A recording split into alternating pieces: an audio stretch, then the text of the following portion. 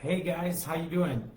Hope all is well your way. We are Vacay Mode Travels. That is Sarah. I am Alden. Today's topic is going to be the wedding invitations, the invites, save the dates, the do's and don'ts, and everything that comes with that. Thank you so much for joining us. Yes, one of the first questions we get from our couples when they decide to hire us to plan their destination wedding is, should I send regular invitations? And how about save the dates? So we thought we'd do a session today talking about the etiquette with destination weddings on save the dates and invitations. We're going to give you some tips along the way.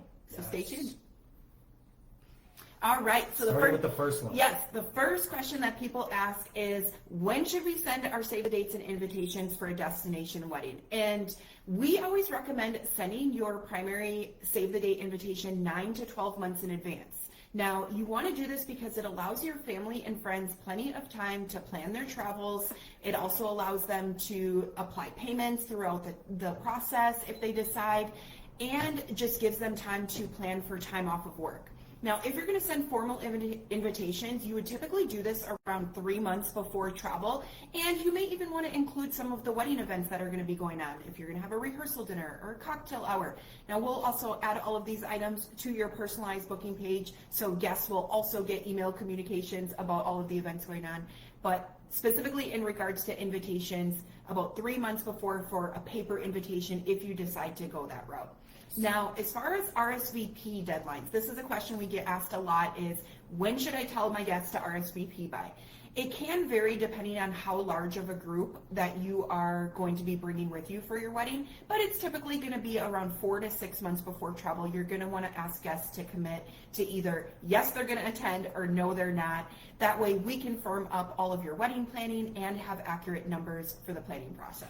Yep. And that can be a challenge. That's really the big thing, is making sure that you give your guests ample time, but also, and it's not always fun to have to give a yes or no, hard yes or no, 3, 4, 6 months out. But because it's a formal event and you're blocking a set of rooms at a resort, that resort needs to know, that your guests are going to be there. We have accurate guest counts because they are setting aside a large block that they could be selling to the general public. And you also don't want to overpay for your guests. So if you have guests that, as they get closer, they decide they can't make it, or they couldn't get off work, or whatever the case is, you want to know that ahead of time, because you're going to give the resort around 60 days out. You're going to give them some final numbers for your wedding, and you want those numbers to be as accurate as possible, because you don't want to be paying for additional guests that aren't there. Yes.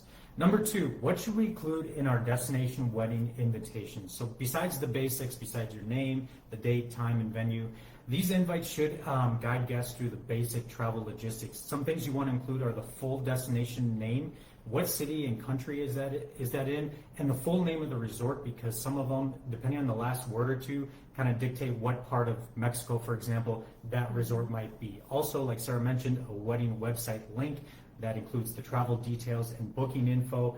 We will lay it out as clear as we can, try to make it easy for that process. Accommodation recommendations, again, just extending on what those accommodations look like and what the room options are, and try to include pricing. Again, we'll get into that and deeper into the process. The actual travel dates, if you had an idea of what celebrations are going on, like a welcome party or a rehearsal dinner, try to include that. You may not have that right away. That's something that we can include later on. Also, a dress code is, it would be nice, not just for what you want from your guests, but also what the resort may require, depending on if you're having a rehearsal dinner at a certain restaurant. There may be a dress code for that. So just something to consider. Also, the RSVP details should be very, very clear. That way they aren't just waiting around, or how do I'm in, I'm on board, I want to go. How do I sign up for this? So giving them a step-by-step on how to RSVP, that's what you want to include. Yes, and if your guests are going to be booking with your destination wedding group and you've hired us to plan this on your behalf, you can disregard all of this, because we're going to make you a beautiful booking page with FAQs, all of the information for your guests, and we're even going to give you a QR code that you can just put on your invites with all of that information. That's really nice. Yep. You can get that invite out with a QR code. People can scan that. They can sift through all that information. Number 3, how should we word a destination wedding invitation? It kind of comes down to what style you're looking for. If you want it to be more formal, something like how the Holowinski family would like to cordially invite you to our Say I Do's, in Riviera, Cancun, Mexico, Or if you want to keep it more casual and fun, you could keep it, hey, pack your bags, join us in Paradise. We're going to be getting hitched, and then include the destination in that. But it just comes down to have the tone match your destination. Is it going to be more of a formal event, more tux style, or is it going to be more breezy, playful? Then you can match it that way.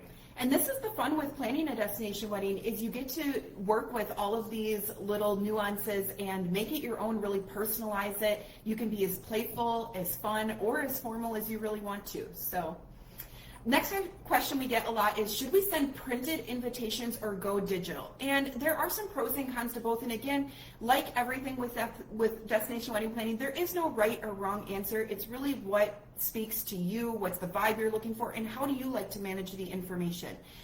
When you do printed invitations, this is really great for capturing, the beauty of the destination, the theme, the texture, colors, designs, really playing to that aesthetic side. But not everybody likes to deal with the headache of sending printed invitations. So digital invites are also a great option for, quick updates, modern convenience, especially if you have a lot of international guests. It may be more difficult to mail invites. So this could be a nice option. Now, these days we're seeing most couples like to do a hybrid approach.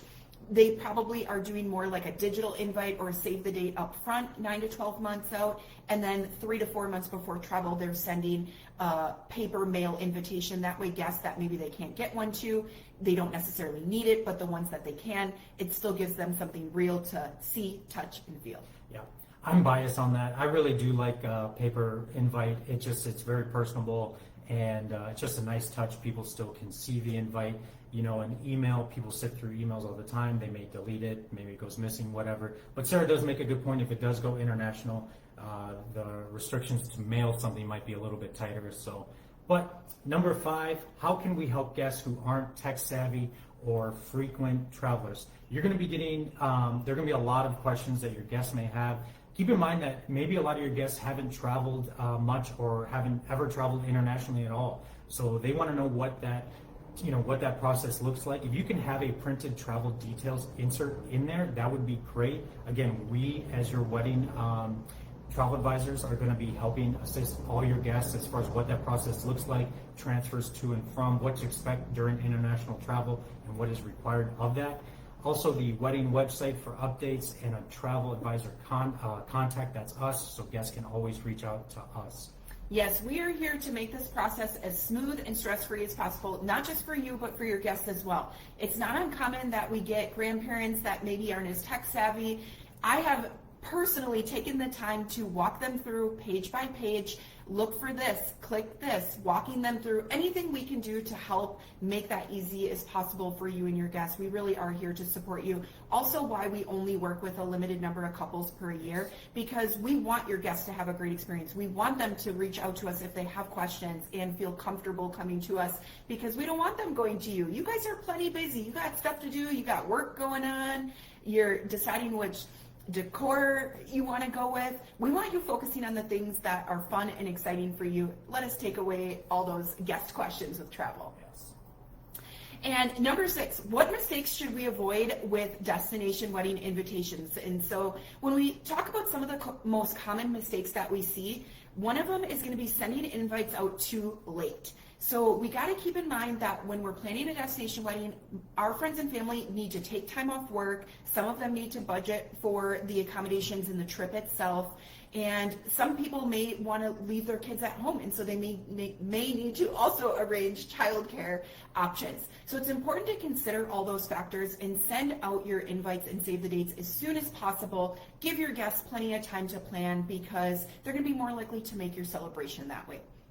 Another one is leaving out key travel or RSVP details. We see this a lot with couples who decide to DIY the wedding planning process. Maybe they're working directly with the resort, and so they're not getting that information until closer to, so they tend to leave details out. Or maybe they're just not as informed because they don't have somebody like us walking them through the entire process step by step. So that can make it really difficult for your guests, makes it harder for them to book in your dedicated room block, and you may lose out on some concessions because of that too. So there's a reason why giving them all of that information up front in a certain way works best.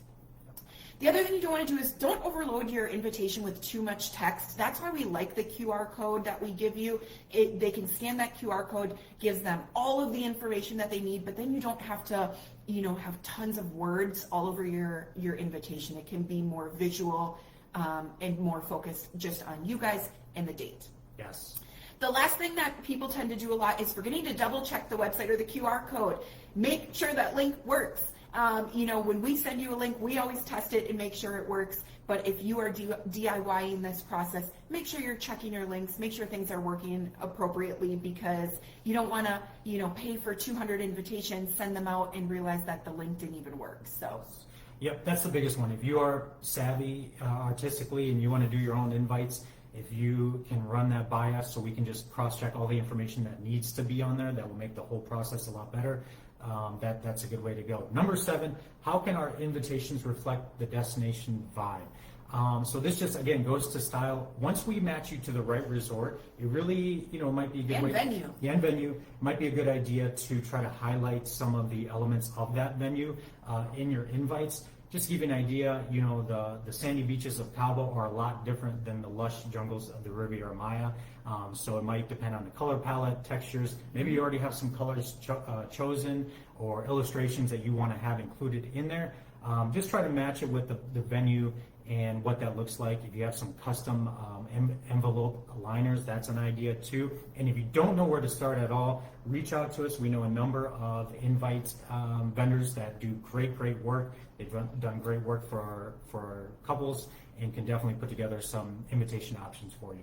Yes, and that's one of the things that we do with our couples as well, is we like to make sure that we give you some personalized vendor recommendations that will help align with the vibe that you are looking for, and just align with your vision, because not all vendors are created equal and not all vendors are the right vendor for each couple. So that's part of what we do, is help match you to all of the right people so you have the right team in your corner for your special day. So if you are looking to plan a destination wedding, I hope you found this helpful. If you have questions, if you're just getting started in the process and you're looking for support through the entire process for travel and wedding planning, go ahead, reach out to us, schedule a complimentary consultation. We'd love to get to know you better. You can find a lot of great info at govacamodetravels.com. Hope you guys have a great rest of the week. Safe travels.